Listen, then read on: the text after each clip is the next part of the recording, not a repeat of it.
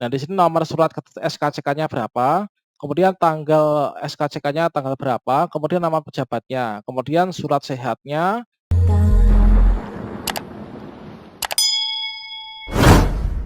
Bagi teman-teman yang seleksi P3K Guru tahap 2 saat ini masih dalam jawab sanggah, ini teman-teman bersabar saja. Di sini kita sudah ada tampilan seperti ini.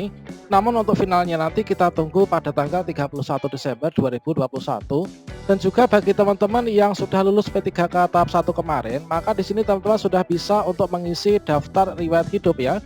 Dan nanti teman-teman di tahap 2 ini setelah nanti pasca saga akan ada tampilan seperti halnya bagi teman-teman yang di tahap 1 sudah ada muncul tombol pengisian daftar riwayat hidup.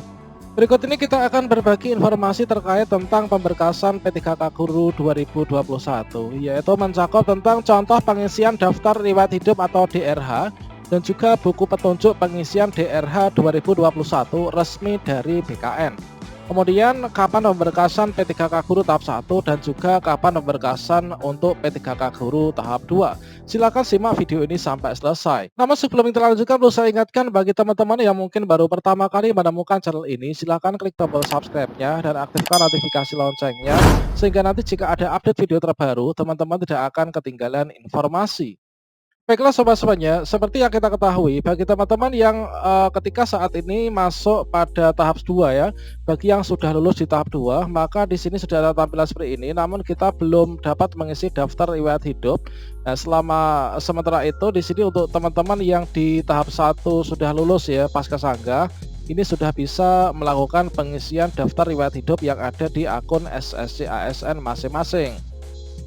Kemudian bagi teman-teman yang di tahap 1 ini bisa bersiap-siap ya, untuk yang di tahap 2 ini bisa bersiap-siap. Manakala nanti sudah muncul untuk tombolnya, ini teman-teman bisa mempelajari dulu terkait tentang buku panduan pengisian daftar riwayat hidup yang ada di SSC ASN. Kalau misalkan saat ini belum muncul, maka teman-teman bisa meminta dari beberapa kawan yang sudah lulus tahap 1 yang mana di akunnya ini sudah ada buku panduannya. Nah, di sini kita juga pantau informasi dari kontak instansi kita masing-masing, teman-teman.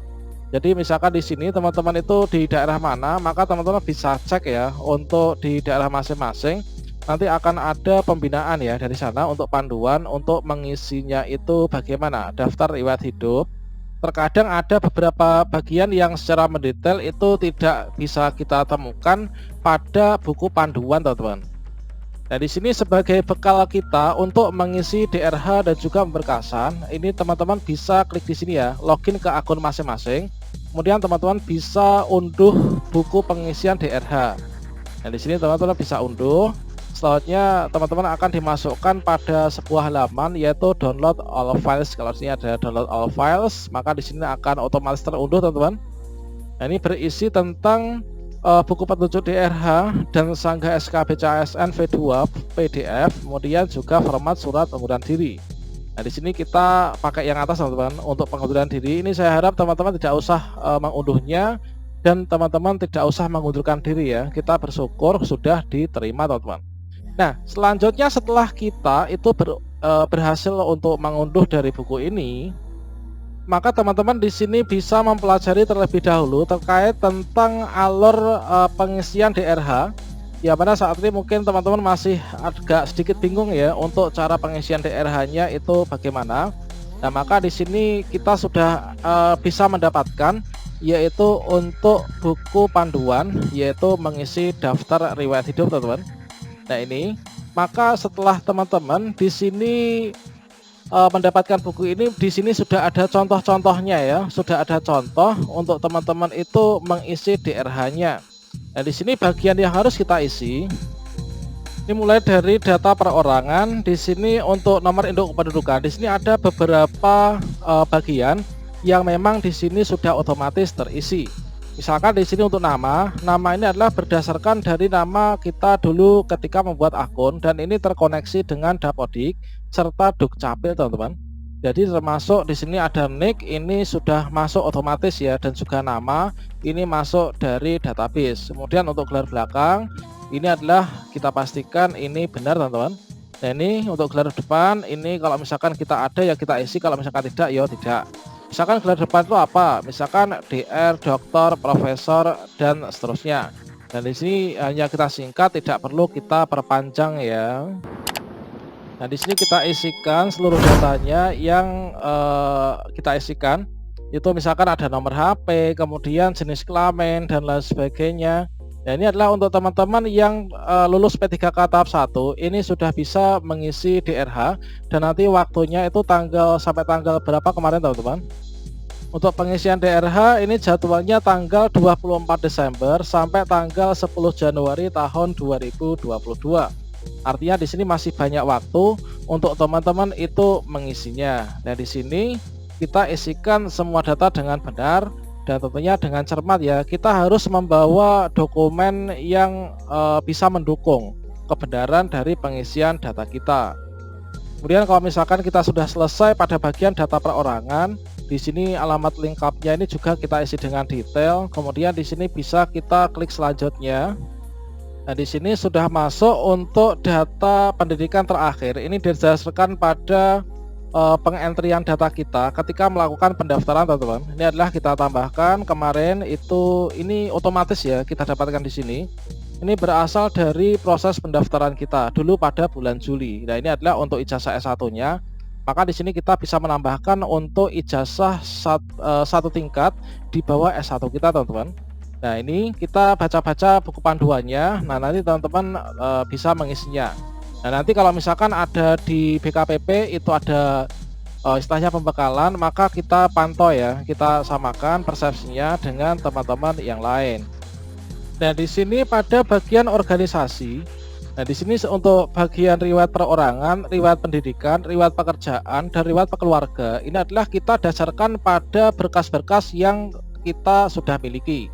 Misalkan dari KTP, KK, kemudian akte dan lain sebagainya, ijazah juga teman-teman.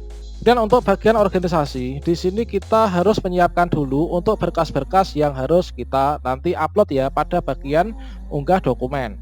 Nah, jadi kita sebelum mengisi DRH dan juga melakukan pemberkasan, ini setidaknya kita harus sudah menyiapkan berkas-berkas ini, teman-teman. Nah, di sini pada bagian untuk organisasi, ini adalah kita untuk menambahkan organisasi kan di sini, teman-teman. Nah, ini kita klik tambah riwayat organisasi, kemudian kita masukkan organisasi yang kita ikuti ya. Kemudian pada bagian bawahnya organisasi, di sini ada keterangan lain. Nah, keterangan lain di sini kita siapkan surat-surat yang sudah kita cari, teman-teman. Sementara di sini kalau misalkan kita lihat pada buku panduan petunjuk pengisian DRH, maka di sini kita bisa melihat yaitu terkait tentang berkas yang diupload. Nah, ini adalah kita harus mencarinya dulu ya, dan ini sudah lengkap.